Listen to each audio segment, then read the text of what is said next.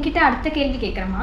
இந்த மாதிரி ப்ரெக்னெண்ட்டாக இருக்கிற பொண்ணுங்க வந்து வேலையே செய்யக்கூடாது, ஒரே இடத்துல உட்காரணும் அப்படின்னு சொல்லுவாங்க ஒரு சிலர் வந்து ப்ரெக்னெண்ட்டாக இருக்கும் போது தான் நிறைய வேலை செய்யணும் அப்படின்னு சொல்லுவாங்க. ஸோ இது ரெண்டுல வந்து எது மூட நம்பிக்கை, இல்லை எது ரெண்டுமே மூட நம்பிக்கையா, இல்லை என்ன நினைக்கிற நீ? அதில் ரெண்டுமே உண்மையா?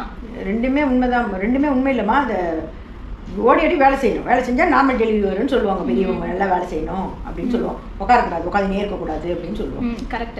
அதாவது என்னன்னா, மெடிக்கல் அட்வைஸ் வந்து நீங்கள் ரெஸ்ட் எடுக்கணும் கம்ப்ளீட்டாக அப்படின்னு சொல்கிற வரைக்கும் அவங்க வந்து அப்படி இருக்கணும்னு அவசியம் கிடையாது. அவங்க வந்து கொஞ்சமாவது வேலை செய்யணும். அதுக்குன்னு ரொம்ப பிரிஸ்க் வாக்கிங்லாம் சொல்லுவாங்க.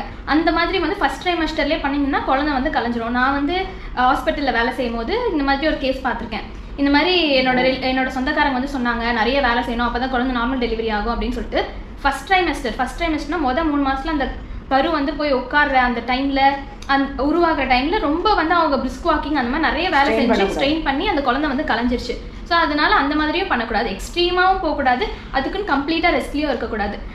தேவையான அளவுக்கு கையை காலை ஸ்ட்ரெச் பண்ணி 3 மாதத்துக்கு அப்புறம் மேற்கொண்டு நம்ம பண்ணலாமா? அதுக்கும் அப்பயும் எக்ஸ்ட்ரீம் வேலை பண்ணக்கூடாது. அதை தேவையான அளவுக்கு நம்ம வேலை பண்ணலாம்.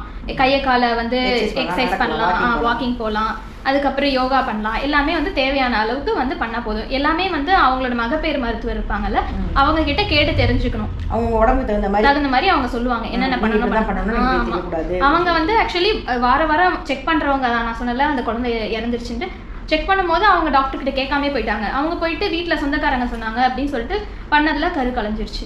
ஸோ அதனால ஃபர்ஸ்ட் ட்ரைமஸ்டர்ல வந்து கொஞ்சம் பார்த்து இருந்துக்கணும். ஏன்னா அப்பதான் வந்து கரு உருவாகிற டைம்.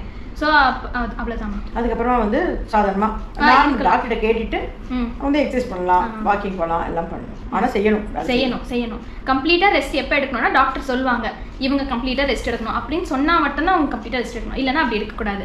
ஏன்னா குழந்தைக்கு வந்து பிளட் சர்க்குலேஷன்லாம் போகணும், நல்லபடியாக இருக்கணும்ல. ஸோ கொஞ்சமாச்சும் வேலை பண்ணாதான் அதெல்லாம் வந்து இருக்கும். சூப்பர்.